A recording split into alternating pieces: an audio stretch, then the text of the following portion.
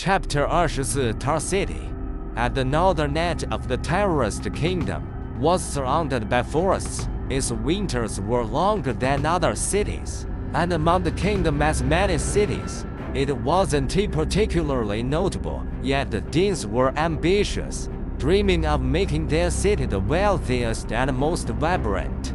But with numerous magical beasts in the surrounding forests, a cold climate, and an unremarkable location, they lacked a unique edge. Despite efforts to fend off beasts, develop the city, and attract settlers with policies, they needed an opportunity. When the supermarket appeared in Tar City, and its goods captivated people, the Danes hadn't been blind to the potential. Even without Jomli doing anything, the supermarket's presence brought benefits. Novel instant foods drew countless adventurers. Tar City was once just a resupply stop, but now many stayed because of the supermarket. Their presence reduced the forest as magical beasts, increasing safety. Departing adventurers spread word of Tar City as changes, attracting more visitors. As city loss, the Danes noticed these shifts first and knew their source. But despite wanting to collaborate with the supermarket as owner, they lacked leverage. Jomli appeared in Tar City out of nowhere, operating only half a day before leaving at noon. He brought conveniences to the residents, but Tar City had little to offer in return. A powerful mage with an unknown origin, befriending him was already fortunate. How could they ask for more? Coveting his goods might even anger him. That was before. Now, Jomli was once again invited to the Dean's castle. Augustus moved quickly.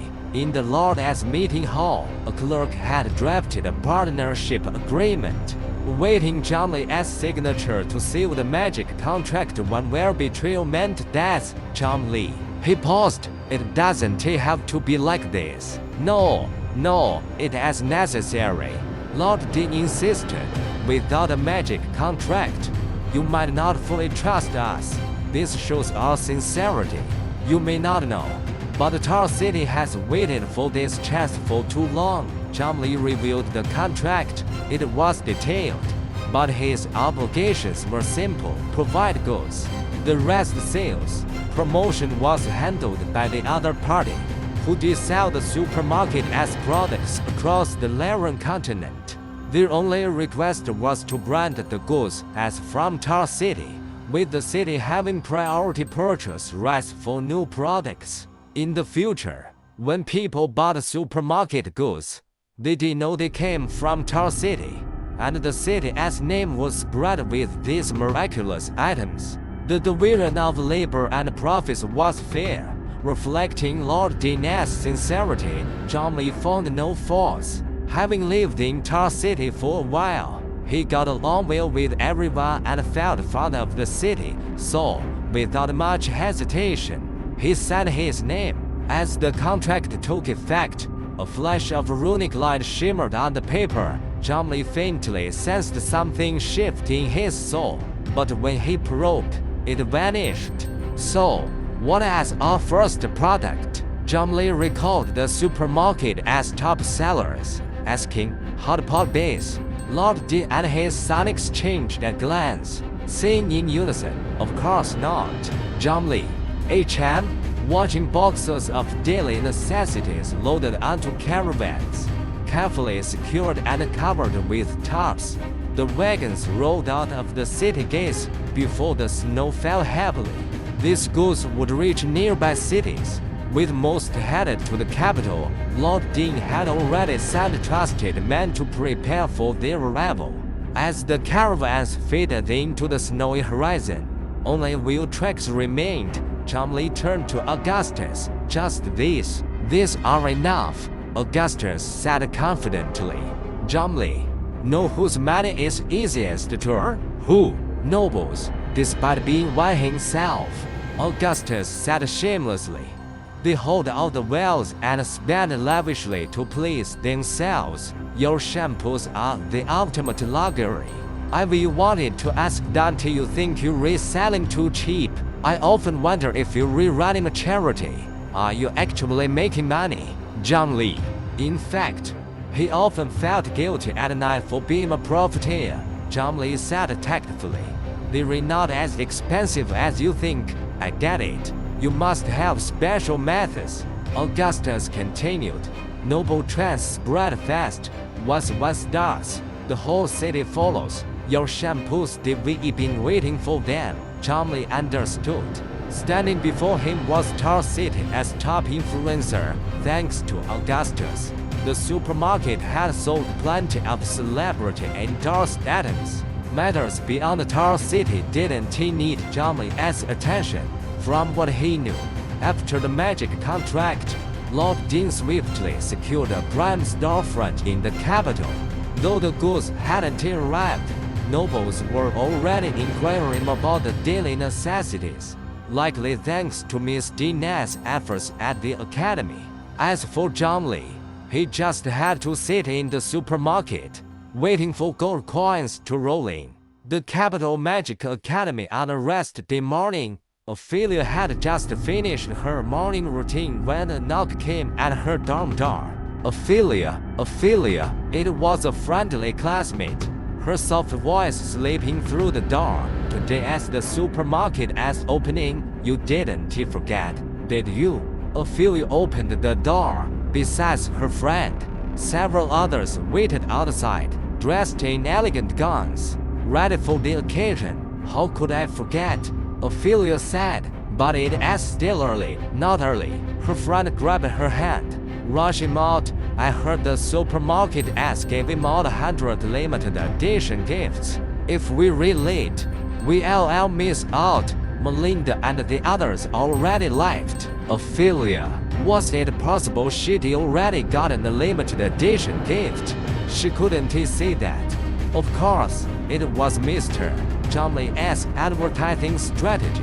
And even she, the daughter of Tar City as Lord, didn't know the details. Ophelia joined her friends in a carriage to the capital's central shopping street. This earlier, a new store had opened in the street as prime spot. Its sign already up, and its origins had spread through the capital. It was a supermarket from Tar City.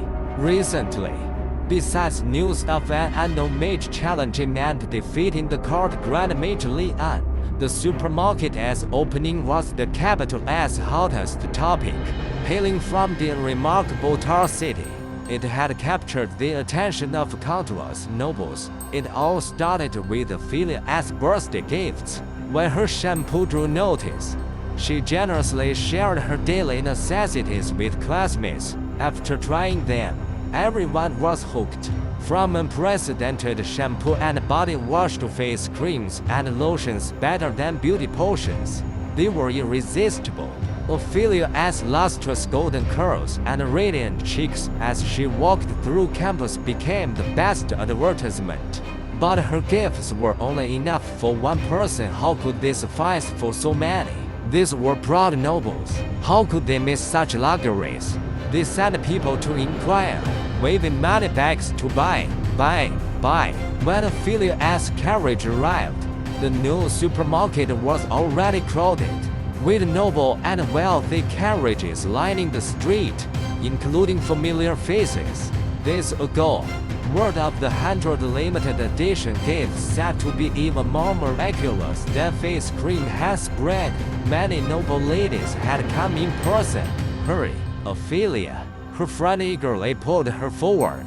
Though they weren't early, with their last daughter, they pushed through, securing a prime spot. Dean, a classmate from the academy, recognized her. You, the Earl's daughter from Tar City, are competing for the 100 gifts too.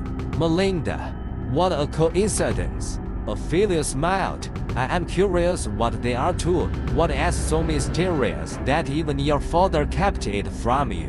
Melinda's gaze lingered on Ophelia's silky curls, catching a faint floral scent up close. She touched her own hair despite using a hair potion. It paled in comparison.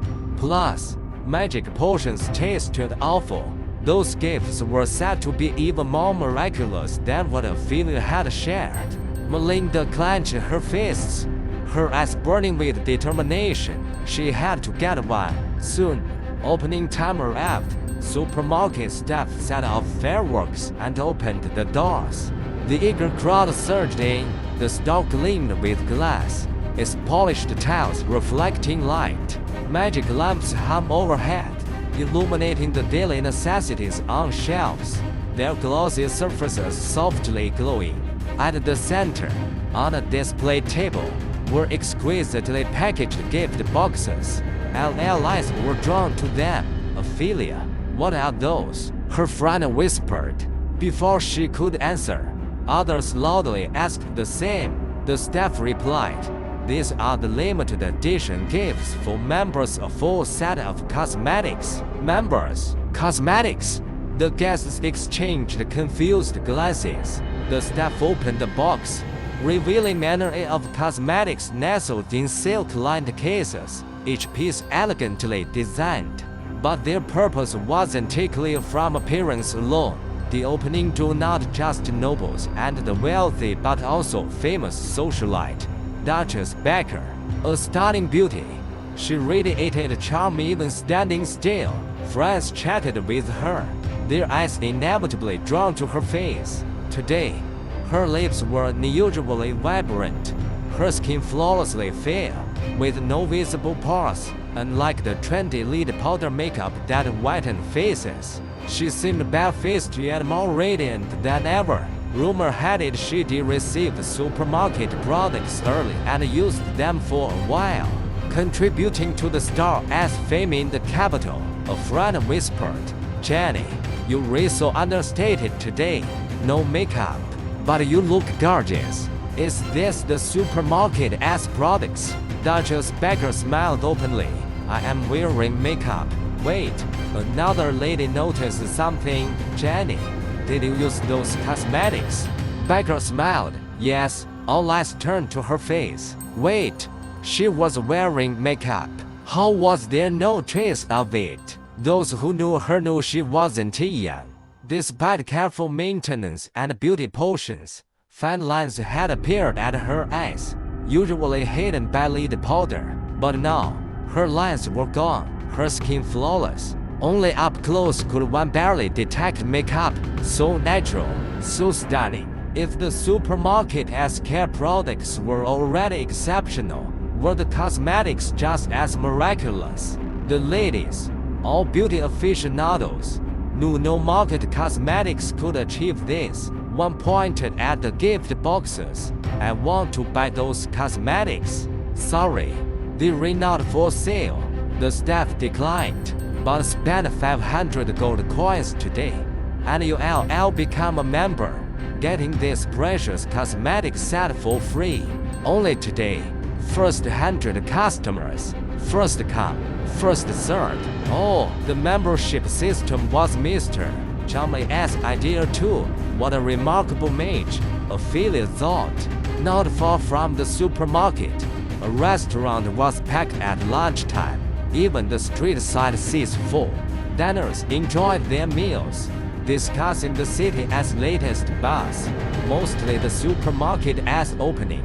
From the restaurant, they could see the steady stream of customers at the supermarket. "I heard it as a shop from Tar City, selling a miraculous shampoo," one diner said. "They say it makes hair light and silky, with floral scent, and face cream makes skin as white as milk, softer than cream. I want to try it."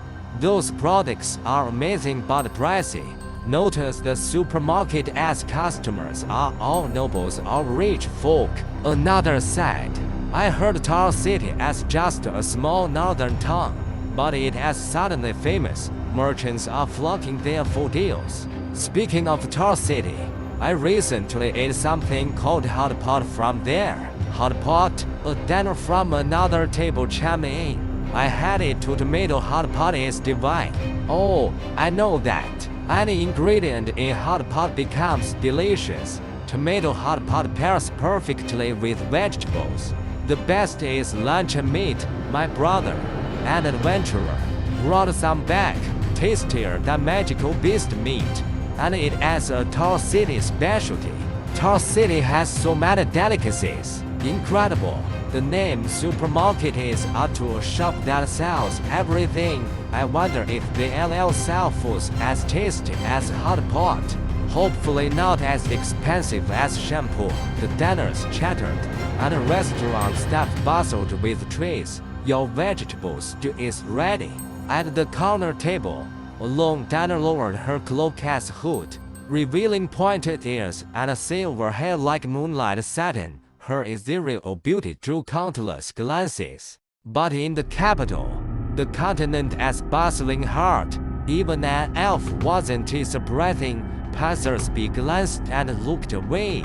The next table as topic shifted to another recent hotspot. Have you heard? A foreign mage challenger Lord Leon, Grand Mage Leon, beaten by an unknown mage. Who could be stronger than Leon? Tar City. Tar City. On the way to the capital, someone had mentioned the mysterious, powerful mage in Tar City. The silver-haired elf speared a vegetable, chewing slowly. Next stop, Tar City.